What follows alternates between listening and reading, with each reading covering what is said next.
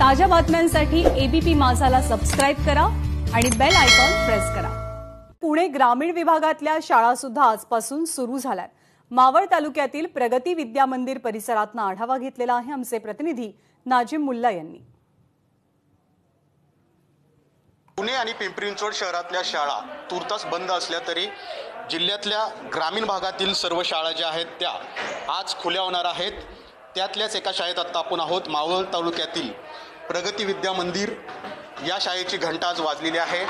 विद्यार्थीही वर्गामध्ये येऊन बसलेले आहेत। शिक्षक पुन्हा एकदा आपल्या फळावरती या विद्यार्थ्यांना धडे देत आहेत। आपल्यासोबत या शाळेच्या मुख्याध्यापिका आहेत।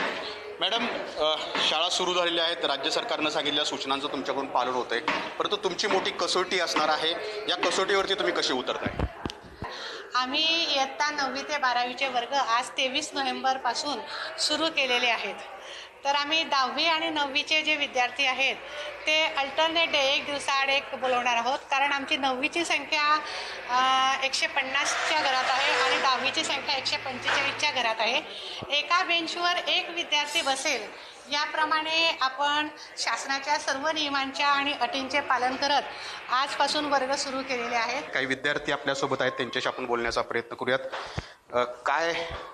कशी तयारी केली ज्यावेळेला तुला कळालं की शाळा सुरू होणार आहे? पहिल्यांदा कपडे सगळे स्वच्छ धुतले।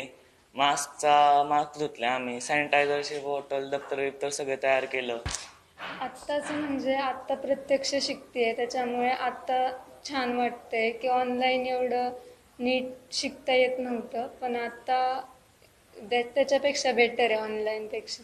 नाजिमुल्ला, एबीपी माझा, मावळ, पुणे।